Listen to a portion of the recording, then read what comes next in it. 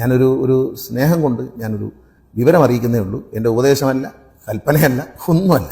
വെറുതെ പറഞ്ഞതാണ്. ഈ പറഞ്ഞതിൽ തെറ്റുണ്ടെങ്കിൽ ക്ഷമിക്കുക. മോട്ടോർ സൈക്കിളിലും ചില ലൈറ്റ് മേളിൽ വെച്ചിട്ടുണ്ട്, ഓട്ടോറിക്ഷ മുമ്പിൽ ചില ലൈറ്റ് വെച്ചിട്ടുണ്ട്. നിങ്ങൾക്ക് കമ്പനി തന്ന ലൈറ്റ് അല്ലാതെ ഏതെങ്കിലും ലൈറ്റ് വെച്ചിട്ടുണ്ടെങ്കിൽ ദയവ് ചെയ്ത് അഴിച്ചു മാറ്റുക. ഇനി അഴിച്ചു മാറ്റാൻ കോടതി നിർദ്ദേശമുണ്ട്, നിയമത്തിൽ വ്യവസ്ഥയുണ്ട്.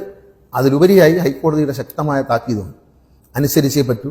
എത്രയും പെട്ടെന്ന് അഴിച്ചു മാറ്റുക. അല്ലെങ്കിൽ മോട്ടോർ വെഹിക്കിൾ ഉദ്യോഗസ്ഥർ വന്ന് അഴിച്ചു മാറ്റാൻ ശ്രമിക്കുമ്പോൾ നിങ്ങൾക്കൊരു പിണക്കം ഉണ്ടാവണ്ട. അയ്യോ, ഞാൻ കാശ് കൊടുത്ത് മാറ്റി വെച്ച സാധനമല്ലേ, എൻ്റെ വണ്ടിക്ക് അതൊരു അലങ്കാരമല്ലായിരുന്നു, മഞ്ഞ ലൈറ്റും വെക്കാൻ അധികാരമില്ല, നമുക്ക് പറ്റില്ല. കമ്പനി എന്താണോ നൽകിയിരിക്കുന്നത് അത്. ഇപ്പോൾ കമ്പനി എന്നൊക്കെ LED ലൈറ്റാണ് വരുന്നത്, അതിന് മുമ്പിൽ ലെൻസ് പിടിപ്പിക്കുക, അങ്ങനെയുള്ള കാര്യങ്ങൾ ചെയ്യരുത്. എതിർവശത്ത് വരുന്ന ആളിൻ്റെ കണ്ണിലേക്ക് അടിക്കുമ്പോൾ അപകടത്തിനുള്ള ഏറ്റവും വലിയ സാധ്യതയുണ്ട്. ഇല്ല, ഇൻഡിക്കേറ്റർ വർക്ക് ചെയ്യാൻ പറഞ്ഞു തന്നില്ല എന്ന് പോലെ ഡിമ്മും ബ്രൈറ്റും അടിക്കാനും നിങ്ങളെ പഠിപ്പിച്ച് കാണില്ല. ഡിമ്മും ബ്രൈറ്റും അടിക്കണം. എതിരെ വണ്ടി വരുമ്പോൾ ഡിം അടിച്ചു കൊടുക്കണം. രണ്ടുപേരും ആ അന്തസ്സ് കാണിക്കണം, മര്യാദ കാണിക്കണം.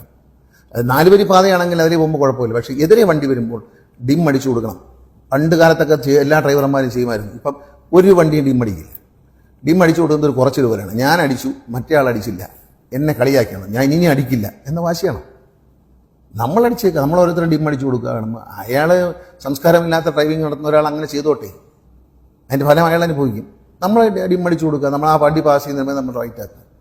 ഇതൊക്കെ ലോകത്തെല്ലായിടത്തുള്ള കാര്യമാണ്. പല അപകടങ്ങളെയും കാരണം ഇങ്ങനെയുള്ള സംഭവങ്ങളാണ്. ഈ ലൈറ്റുകൾ ഒരു കാരണവശാൽ, അതായത് ഞാൻ വളരെ വ്യക്തമായി പറയുന്നു, ബസ്സിൻ്റെ, ലോറിയുടെ, ഓട്ടോറിക്ഷയുടെ, സ്കൂട്ടറിൻ്റെ, കാറിൻ്റെ, പ്രത്യേകിച്ച് ഈ താർ ജീപ്പിലൊക്കെ നടച്ച് മേളിലൊക്കെ ലൈറ്റുകളൊക്കെ വെച്ചിട്ടുണ്ട്. ഇതൊന്നും അനുവദിക്കത്തില്ല. അത് ഒരു സ്ഥലത്ത് നിർത്തി പിടിച്ചു പറിച്ച് ഇളക്കുന്നതിനേക്കാൾ നല്ലത് മാന്യമായി നിങ്ങൾ ഇളക്കിയാൽ ഡാമേജ് കുറഞ്ഞിരിക്കും. നമുക്കറിയാം, വണ്ടിയിൽ ഫിലിം ഒട്ടിക്കുന്നതിനെതിരായിട്ട് പലപ്പോഴും മോട്ടോർ വെഹിക്കിൾ ഉദ്യോഗസ്ഥന്മാരും പോലീസും വഴി നിർത്തിയത് വലിച്ചു പറിക്കുക. എനിക്ക് വ്യക്തിപരമായി അതിനോടൊന്ന് യോജിപ്പുള്ളതാണ്. വഴി നിർത്തിയല്ല, ഇളക്കിയിട്ട് വരാൻ പറയാം, വഴി നിർത്തി വലിച്ചു പറിക്കാൻ പാടില്ല. അതൊരു നമ്മുടെ രാജ്യത്തിൻ്റെ ജനാധിപത്യ സംവിധാനത്തിൽ ശരിയാണെന്ന് വിശ്വസിക്കും. അപ്പം നിങ്ങൾ അതിനൊരു അവസരം ഉണ്ടാക്കുക. ഇത് കേട്ടാൽ ഉടൻ തന്നെ വളരെ നിർബന്ധമായിട്ട് ഞാൻ പറയണം, ബഹുമാനപ്പെട്ട ഹൈക്കോടതി നിർദ്ദേശമാണ്. അത് നടപ്പിലാക്കാനുള്ള ചുമതല സർക്കാരിൻ്റെ ഭാഗമായ ഒരു മന്ത്രിക്ക് നിർബന്ധമായിട്ടുണ്ട്. ഞാൻ നിങ്ങളടുത്ത് പറയുന്നു, ഒരു മനപ്രയാസത്തിനും വിഷമത്തിനും ഇടവരേണ്ട. നിങ്ങൾ ആദ്യം തന്നെ മോട്ടോർ സൈക്കിൾ മുതൽ ബസ്സും ലോറിയും ടിപ്പർ ലോറി അടക്കമുള്ള എല്ലാ ഫ്രണ്ടിലത്തെ ലൈറ്റ് എല്ലാം അഴിച്ചു മാറ്റണം.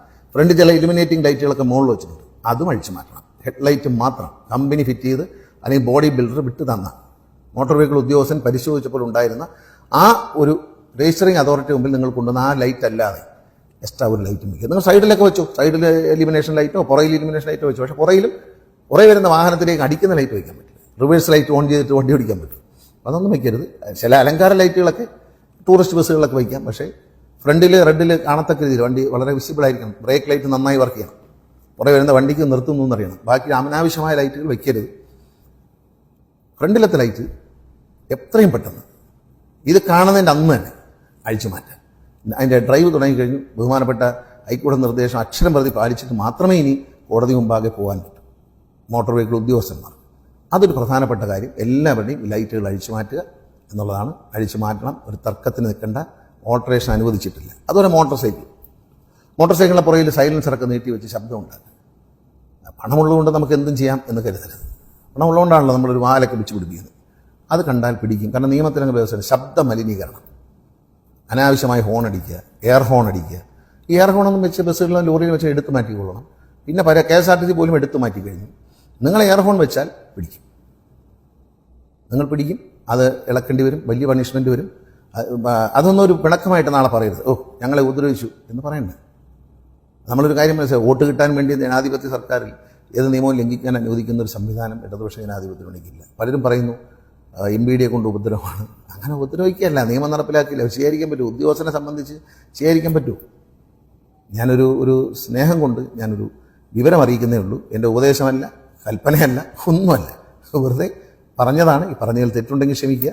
വളരെ പ്രധാനപ്പെട്ട ചില കാര്യങ്ങളാണ് ഞാൻ പറഞ്ഞത്. പക്ഷേ ലൈറ്റ് അഴിച്ചു മാറ്റുക, അപകടകരമായി വണ്ടി ഓടിക്കുക, റോഡിൽ പോകുന്നവരെ ശ്രദ്ധിക്കുക, ഇതൊക്കെ അനുസരിച്ചേ പറ്റൂ. ക്യാമറയിൽ കാണുകയാണ്. ഒരു 6 മാസത്തേക്ക് ലൈസൻസ് സസ്പെൻഡ് ചെയ്യുന്ന പോലുള്ള ചെറിയ പരിപാടികൾ. ലൈസൻസ് പോലെ എനിക്ക് വണ്ടി ഓടിക്കാമെന്ന് കരുതരുത്. പരിശോധന വളരെ കർശനമാകാൻ പോവുകയാണ്.